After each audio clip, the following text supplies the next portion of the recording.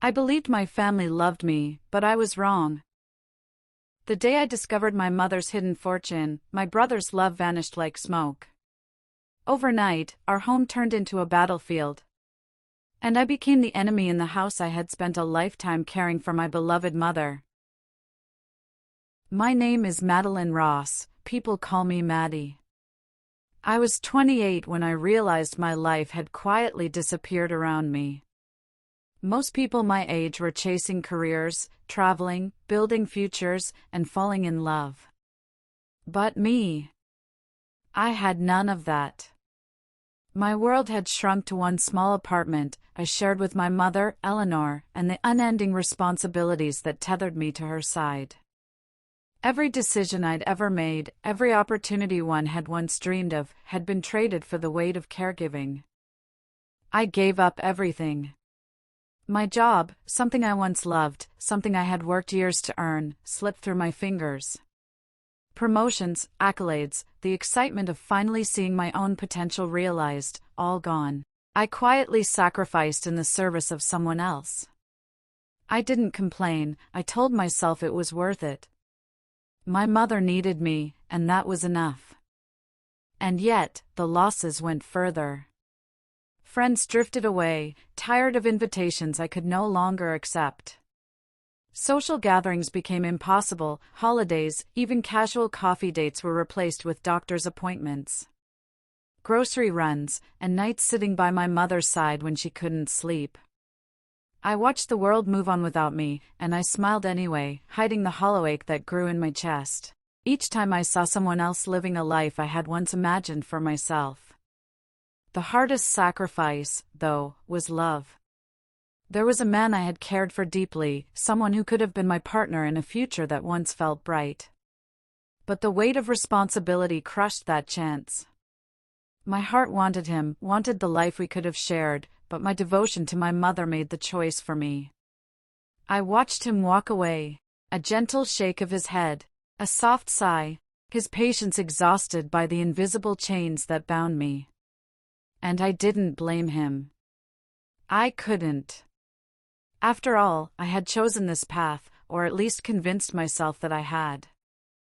Every day, my life revolved around my mother. I woke before the sun, easing her from her bed with care, helping her dress, combing her hair, preparing breakfast exactly the way she liked it. I administered medications, monitored her health, and navigated the endless appointments with doctors who barely glanced at me while giving her their advice. The nights were no easier. I sat by her side, listening to her breathing, watching her chest rise and fall, willing her to rest peacefully, willing the aches and pains of her body to fade, wishing I could take them on myself if only for a moment. I loved her. I truly did. And in that love, I believed I was doing enough. I told myself that loyalty, patience, and unwavering devotion were all that mattered. That as long as I stayed, she would be safe, and I would be enough to hold our lives together. And yet, even as I devoted myself completely, there was a quiet ache I couldn't ignore. My body ached from the constant labor. My mind was exhausted from the weight of worry and responsibility, and my heart felt a loneliness deeper than any I had known. I was invisible in my own life, unnoticed except when my presence was needed. Yet every small smile from my mother, every whisper of thanks, felt like sunlight breaking through the darkest night. I had chosen this life, I reminded myself again and again. Love was enough. Loyalty was enough. Devotion was enough. And so, I stayed, through the endless days and longer nights. My hands were rough, my shoulders ached, my heart heavy, but each smile she gave me, each gentle squeeze of my hand, was worth it. I believed that my sacrifices, my love, my presence, were what mattered most. While my days were consumed by endless caregiving, Julian and Vivian lived in a world that seemed completely separate from mine. Julian, my brother, moved through life with effortless charm, the kind that made strangers admire him, but he never once acknowledged that he had a sister. Not in passing, not in introductions, not to anyone who asked about his family. It was as if I didn't exist, as if all the years I had spent caring for our mother, the sleepless nights and endless sacrifices, had been invisible. Vivian, his wife, was equally polished and calculating.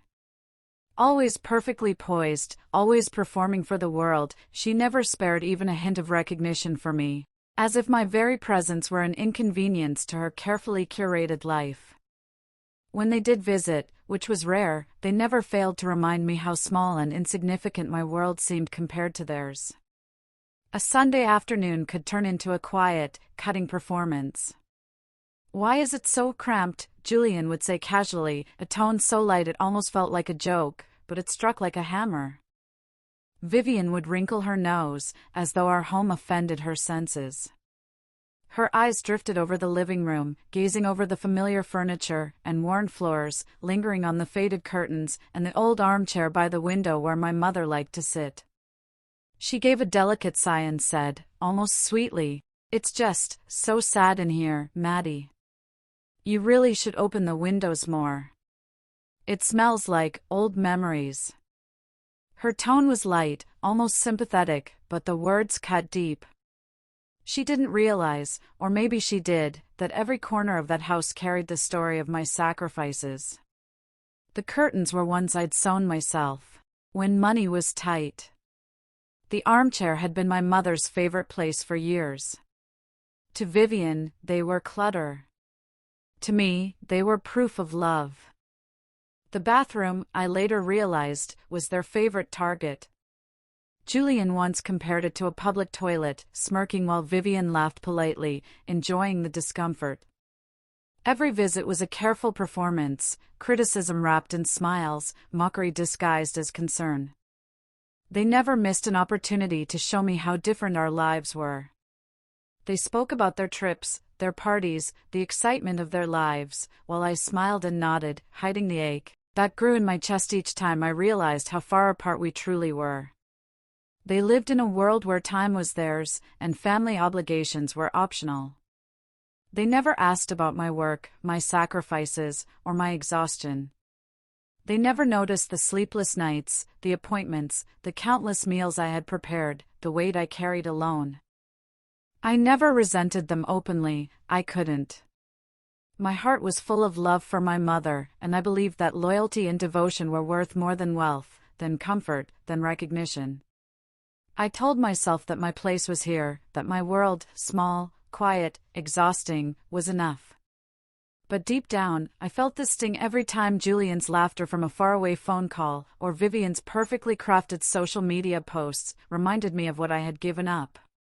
And that sting, that subtle, quiet burn of envy and helplessness, would later become the spark that ignited the fire of betrayal. It wasn't planned. I hadn't been searching for anything, at least not consciously. That day, I had gone up to the attic simply to retrieve a blanket my mother liked, the one she used on chilly mornings. The attic was a place I rarely visited, dusty and cramped, filled with boxes of forgotten things, old furniture, and memories my mother had tucked away. The stairs creaked under my weight, and a layer of dust rose with every careful step. I had paused, at a corner where a tall, old trunk sat, its surface covered with a thin coat of grime. I didn't remember seeing it there before, or maybe I had, long ago, and it had faded into the background of my busy life. Something made me hesitate, a faint intuition that I couldn't explain, a feeling that there was more in that trunk than the years of old photographs and discarded knickknacks I usually ignored. Curiosity, tinged with a strange sense of anticipation, pushed me forward. I knelt down and lifted the heavy lid, the hinges groaning like they hadn't been touched in decades. The smell of dust and aged paper hit me immediately, making me cough and wave my hand. Inside were stacks of envelopes, neatly tied bundles, and folders labeled with dates that went back years. I blinked, my heart starting to beat faster, because I recognized some of the documents immediately: property deeds, investment certificates, and legal papers that spoke of assets I had never known my mother possessed. I ran my fingers over them, almost afraid to touch anything. Why had she kept all this hidden? How could she have never mentioned it, not once, not even in passing? I felt a strange mix of awe and confusion. I carefully lifted one certificate, its edges yellowed with age, the numbers written clearly enough to make my eyes widen. My mother had a fortune, one I had never imagined existed, not in my wildest dreams. It was only then that a faint, guilty pang hit me. I had spent my life sacrificing everything for her, yet she had carried a secret like this alone. And suddenly, the attic, the dusty boxes, the forgotten trunk, it felt like a message, a puzzle meant for me to find. I tucked the papers carefully back into the trunk, but my hands trembled. I didn't yet know how this would change everything, but I sensed, deep down, that nothing would ever be the same again. I didn't even know why I did it. Perhaps it was a fleeting impulse, a need to share the excitement, or maybe the instinct to protect my mother from her own secrecy. But I picked up the phone and called Julian. My fingers trembled as I dialed, my voice barely steady when I said, "Julian, I think Mom has a fortune hidden. I found some papers in the attic." There was a pause on the other end of the line. A pause so long it made my chest tighten. Then his voice, calm and smooth, almost casual, said, "Oh, really?" But there was an undertone I couldn't quite place, something like interest, curiosity, and yes, calculation. That was the moment everything began to change. Within a week, Julian and Vivian's visits became almost daily. They arrived at our doorstep with flowers, bright bouquets that filled the small living room with color and fragrance, that felt foreign in a house that had always smelled of dust and warmth. Gifts followed, chocolates, expensive scarves, bottles of perfume, all presented with perfect smiles that barely reached their eyes. I watched, unsure whether to be grateful or suspicious. At first, I told myself they were just trying to make up for lost time, that perhaps they had finally realized the value of family, the importance of being present. But something in their timing felt deliberate. Their laughter was polished, practiced, their conversations carefully constructed to appear natural. Julian would compliment my mother endlessly, praising her strength, her grace, her resilience. Vivian, meanwhile, hovered elegantly by Eleanor's side, admiring the furniture, the curtains, even the old family photos, offering commentary on how charming everything looked, how much love it must have taken to maintain it. At first, I tried to let go of my doubts. Maybe I had been too harsh, too suspicious. Maybe people could change. I watched them carefully, smiling along as they praised the very home they had once called cramped and stinking, the very bathroom Julian had once compared to a public toilet. The words felt hollow coming from their lips, but my mother seemed genuinely touched, her eyes brightening in a way I hadn't seen for years. And for a moment, I allowed myself to hope. Then the subtle signs began. They lingered longer than necessary, offering to help with small chores, moving from room to room in ways that suggested they were surveying more than just dust and furniture.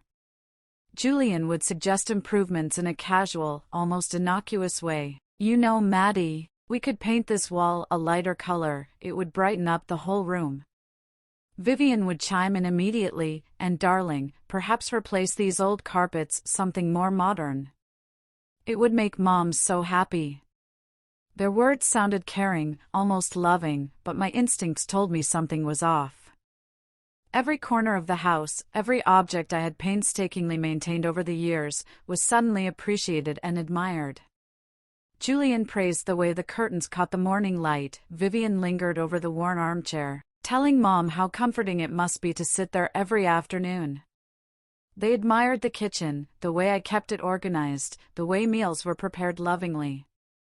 They praised the photographs, each framed memory, each small detail of a life I had built quietly, tirelessly. Their words, though outwardly kind, felt like knives hidden behind silk, an acknowledgement not of love, but of value, of opportunity. They began to charm everyone around them.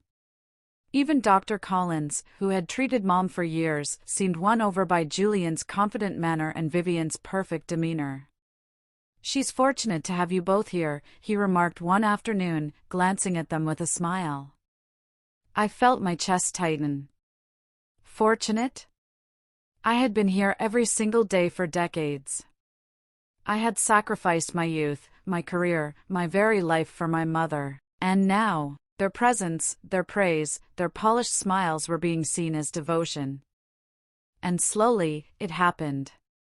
They started spending more time talking to Mom alone, taking her out for walks, trips, lunches. They praised her endlessly, told her how amazing she was, how much she deserved, how much love surrounded her. At first, it felt comforting. My mother seemed happier than she had in years. But every compliment, every gentle touch, every carefully placed smile, carried a subtle undertone, as if they were testing boundaries. I wanted to believe in their love, to trust that perhaps they had finally remembered family, and that perhaps they truly cared. But the more they praised, the more I watched their careful smiles and studied their movements, the more my heart sank with suspicion. Every visit, every gift, every flower was a piece of a puzzle I couldn't yet see fully, but I could feel the edges sharpening, the pieces rearranging themselves into something I wasn't sure I wanted to find out. By the end of the first month, they had made themselves comfortable in ways that were almost imperceptible at first. Staying longer, offering to cook meals, suggesting small upgrades, always with perfect smiles and gentle words. Julian and Vivian weren't just visiting anymore, they were planting themselves into the house, into Mom's life, into a space I had defended for years. And with every passing day, I felt the tension rise, the unease deepen, the first seeds of betrayal quietly taking root. It started as a quiet suggestion, barely noticeable at first. Julian came over one evening, smiling, carrying a suitcase he claimed was just for a few days. I remember thinking it strange, he had never thought of staying in our home overnight, not in years. But I told myself it was harmless. Perhaps he wanted to be closer to Mom, perhaps he genuinely wanted to help. I unpacked his bag with careful hands, offering him a cup of tea, trying to hide the unease gnawing in my stomach. And the day after that, Julian moved the suitcase into the spare bedroom, claiming he would just stay for a while to help around the house. Vivian arrived the same afternoon, her arms filled with groceries, flowers, and small luxuries meant to make Mom comfortable. I watched silently, unsure whether to speak up or let it be. After all, my mother's happiness was supposed to be my priority. But then the pattern began to take hold. Julian and Vivian's stay became permanent without ever being openly declared. He was living with us now, participating in every decision, every meal, every plan. Vivian was always there, flitting around the house, complimenting my mother, offering advice on decoration, clothing, and even the way I should manage my own time. At first, I tried to ignore the signs, convincing myself they had good intentions, that my suspicions were imagined. It wasn't long before the first accusations began. Julian's voice, calm but sharp, slipped into conversations designed to unsettle. "Maddie, you really need to let Mom make her own decisions. She's capable, but you're, well, a bit controlling, don't you think?" I froze the first time he said it. Controlling? The word cut deeper than any insult, slicing through the years of devotion I had poured into caring for Mom. I opened my mouth to defend myself, to explain that I had only acted out of love, but Julian's smile, so smooth and practiced, stopped me. Vivian joined in seamlessly. "It's important that Mom feels free," she said gently, touching Mom's arm, her eyes shining with calculated warmth. "She's fortunate to have such a dedicated daughter, but Maddie, sometimes dedication crosses the line." Julian and Vivian would smile at her, their words soft and persuasive, and slowly, imperceptibly, doubt began to creep into my mother's eyes. Every day, the tension in the house grew. Julian would hover over bills and documents, casually asking questions in front of Mom, implying that I might not be entirely honest.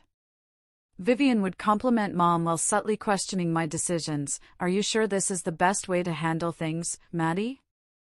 Maybe you should let Mom decide for herself." Each comment, gentle on its face, was a seed planted to make my mother question me, to erode the foundation of trust we had built over decades. I tried to maintain my routine, to focus on the work I had always done, but the constant scrutiny and subtle undermining made it impossible.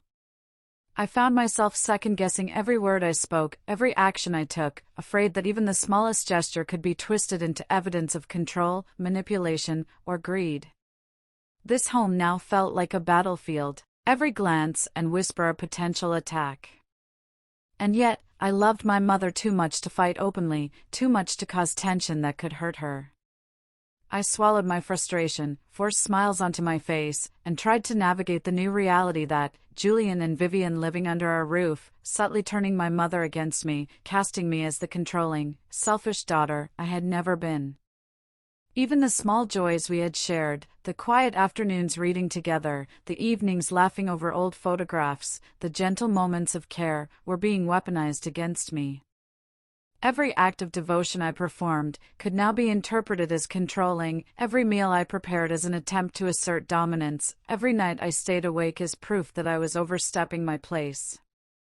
The most painful part was seeing the change in the way my mother looked at me.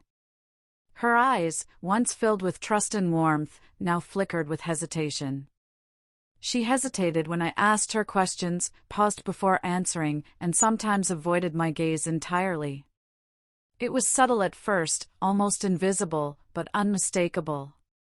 The mother I had spent a lifetime caring for was slowly being convinced that I was not the daughter she thought she knew.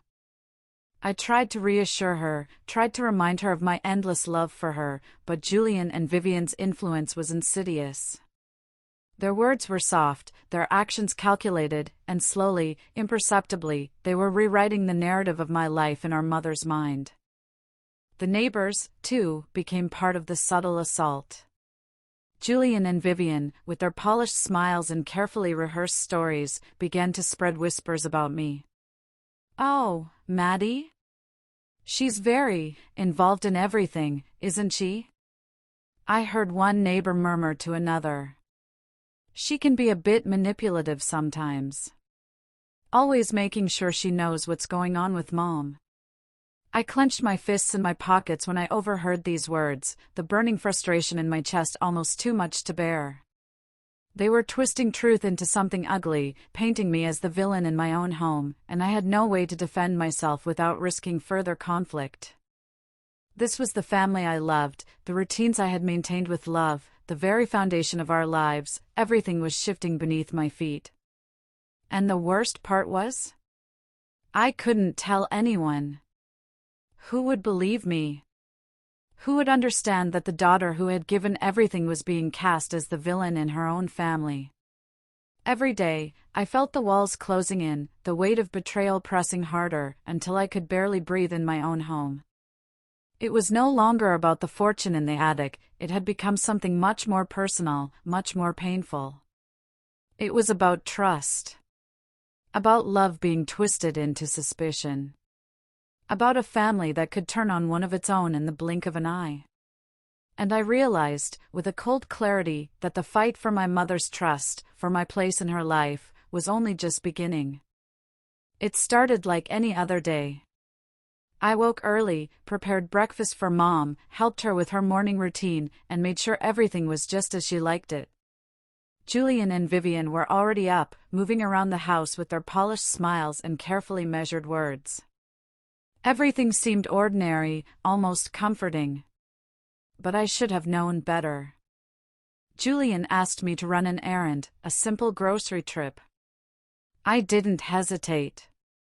After all, I had been running errands, managing schedules, and caring for our mother for years. I grabbed my keys, made a list, and left the house, thinking nothing of the request. When I returned, the air felt different. The porch, once a familiar welcome into the home I had lived in all my life, now looked foreign and hostile.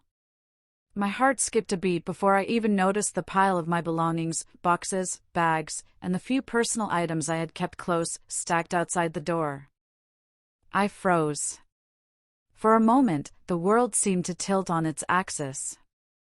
My hands trembled, my chest tightened, and my mind refused to comprehend what I was seeing. My brother, my own brother, had thrown me out of the house. My mother's home. I could hardly believe it. Julian, my little brother, who I had once held in my arms. Who had scraped his knees while I cleaned them. That little boy, who had cried when the world seemed too big and scary. Who had trusted me implicitly for years. How could he forget me so completely? How could he erase the care, the love, the sacrifices I had poured into our lives? And now he had forgotten all of that. As if our childhood, as if every memory of love and trust meant nothing. My stomach turned, and a wave of nausea swept over me. I wanted to scream, to demand an explanation, to remind him of the countless ways I had loved him, but the words died in my throat. There was no reasoning with someone who had so easily discarded a lifetime of devotion. I ran to the door, hoping, praying, that Mom would intervene. But she didn't. She wasn't inside. She wasn't waiting to stop him. And when I tried calling her afterward, over and over, there was no answer. The woman I had cared for all my life, the mother who had raised me, who had leaned on me, who had watched me grow into the person I had become, now seemed to see me as her enemy. Shock, disbelief, and heartbreak twisted inside me. I staggered back from the porch, tears blurring my vision, my hands clutching at the empty air where safety and love had always been. I felt abandoned, betrayed in ways I had never imagined possible. The home I had built with love, the trust I had nurtured, the devotion I had offered unconditionally, everything was gone in an instant. I thought of the little things I had done for Julian, the lunches I packed for him in high school, the nights I stayed awake helping him finish projects, the time I had saved to buy him gifts, the countless ways I had placed his happiness before my own. And now he had repaid me with exile, cruelty, and indifference. The world had tilted. The people I had loved most, the people I had sacrificed everything for, had turned against me. I was standing on the porch, shivering in disbelief, clutching the remnants of my life in cardboard boxes and canvas bags. My mother's silence screamed louder than any words could. Julian's betrayal echoed louder than any argument could. And in that moment, I realized something painfully clear: loyalty and love, no matter how deep or unyielding, were meaningless to people who had never valued them. The family I had devoted my life to protecting had become the very source of my suffering. I felt the weight of the years, the weight of the sacrifices, and the crushing emptiness of being discarded by the people I had loved most. I had lost my home, my mother's trust, and the brother I had once adored, all in a single, unthinkable moment. And yet, even in the depth of despair, a flicker of resolve sparked inside me. If they thought they could erase me, they had underestimated the strength that came from a lifetime of love, loyalty, and endurance. Weeks had passed since Julian threw me out, since Mom had stopped answering my calls, and since my world had crumbled into cardboard boxes. I had spent those days in a fog of disbelief, questioning everything I had known about my family, my home, and the people I had trusted the most. Every familiar corner of my life felt foreign now, and yet, there was one thing I clung to like a lifeline: love. The love I had given, the love I had felt, and the love I had carried for my mother and, once upon a time, for my brother. Then, the call came. The voice on the other end was calm, professional, but it carried a weight that made my heart stop. "This is St. Anne's Hospital, we're calling about Eleanor Ross. I'm sorry to inform you, she passed peacefully earlier today." Time seemed to slow. Like an endless shadow across my chest. I couldn't breathe. I couldn't think. My legs moved mechanically, carrying me to the hospital. But my mind was already miles away, retracing every moment, every memory, of her. I remembered the mornings we had shared, the nights spent keeping her company, the quiet laughter in the kitchen, the warmth of her hand in mine. And now, she was gone. At the hospital, I was led to a small, quiet room. The sterile smell, the muted beeps, the hushed voices of nurses and staff. all of it faded into the background. As I approached the bed where she had spent her final moments, I felt an ache so deep, a sorrow so immense. It threatened to swallow me whole. And then, a nurse handed me a sealed envelope. It was in my mother's handwriting, trembling, but unmistakably hers. I hesitated, fingers hovering over the flap. My hands shook as I broke the seal, unfolding the letter with care, as if the paper itself held the weight of her soul. My dearest Maddie, from the very beginning, I have watched you with pride and awe. You have loved with a heart so selfless, given with a devotion so complete, and cared for me in ways I could never fully put into words. I have always known your heart, and I have always known your brother's. And I feared what might happen if I did not guide the truth carefully. The story of the hidden fortune, the deeds, the certificates, it was never real. I created it as a way to see who would stay by my side when there was nothing to gain. I wanted to reveal the truth, to protect you, and to give you the freedom you so deserve. I could barely breathe. My fingers tightened around the paper as tears fell freely down my face.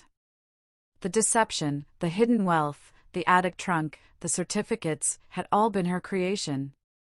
All the fear, all the tension, all the careful planning by Julian and Vivian had been orchestrated to reveal the truth, to test hearts, to protect the one person she had known would stay. And that was me. The letter continued. I have watched you carry burdens for me your entire life, sacrificing your own dreams and happiness to care for me. I could not bear to see you suffer any longer, or to see the way Julian and Vivian tried to twist your devotion into misunderstandings. You have always been my light, my constant, my child, who never left my side. And now, it is time for you to live your life fully, to find joy without guilt, to embrace the freedom you have earned. Please know this. All my love has always been with you. And all I ever wished was for your happiness. It is over, my darling. And you have proven what I always knew. You are loving and true. There has never been any fortune, my dear, and there never will be. Now, live your life knowing that love, care, and integrity will always be your inheritance. Forever yours. Mom. I sank to my knees beside her bed, clutching the letter as if it were a lifeline.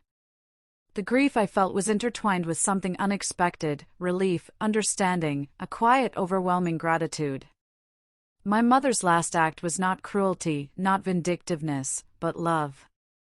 She had released me from a lifetime of unacknowledged duty, from the silent chains of devotion that had bound me to a home where my presence had become contested, where my loyalty had been questioned, and where my heart had been stretched to the limits of endurance. And then, the lawyer called asking me to come to her office. As I sat there, I could see Julian storming into the lawyer's office, holding the same deeds and certificates he had been so desperate to claim. He demanded access to the inheritance and demanded recognition for what he thought was rightfully his. The lawyer, calm and composed, glanced at the papers, then looked up at Julian. "Mr. Ross," she said softly, a trace of amusement in her voice. "There is nothing here. No inheritance, no estate, no money." Julian's face went pale. The confident, charming man I had once known seemed to crumble in that instant. His hands shook, the papers fluttering like wounded birds between his fingers. He looked around the office, in disbelief, some explanation, but there was none to be found. Every deed, every certificate, every promise of fortune was gone, leaving only the truth he had lost. Then, the lawyer handed him an envelope. A single message, written in a hand he would recognize instantly, though he had never valued it as he should have. "You lost your sister for money. I hope it was worth it." The words struck him like a hammer. His eyes widened, disbelief written across his face. The man who had schemed, manipulated, and discarded the one person who had truly loved him was left with nothing, not wealth, not victory, not even the loyalty of his mother. I held the letter to my chest, tears streaming, my heart aching with loss and joy intertwined. My mother had played the final, perfect hand, revealing the truth at the precise moment. Julian had gained nothing because he had valued only greed, and Vivian's calculated charm had counted for nothing against the quiet, unyielding devotion I had shown my mother all these years. And in that moment, clarity washed over me. The struggle, the heartbreak, the betrayal, they had all led to this revelation. I had been tested, tried, and finally vindicated. My mother's last gift was not wealth or possessions, but the knowledge that I had never faltered, that I had loved without condition, and that my life, my sacrifices, and my devotion had been seen and cherished by the one person who truly mattered. Julian's anger and shock were a distant echo, compared to the overwhelming sense of relief and freedom that enveloped me. The house, once a battlefield, was now a sanctuary again, not because of walls or doors, but because of truth. I had survived the storm, and my mother had ensured that, even in her absence, I would emerge stronger, unburdened, and free to live the life I deserved. For the first time in years, I felt light. The fear, the doubt, the suffocating weight of responsibility, gone. All that remained was love, memory, and the quiet, enduring strength that had carried me through every trial. My mother had left me more than a letter. She had left me the ultimate truth, that love, loyalty, and integrity are priceless, unshakable, and unbreakable. And that those who truly matter will always stay, no matter what. And as I folded the letter, pressing it to my heart, I whispered a promise I had carried in silence for decades.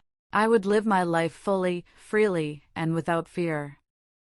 And honoring the woman who had loved me unconditionally and revealed, in her final act, the most profound lesson of all, that truth and love are the only inheritance worth having.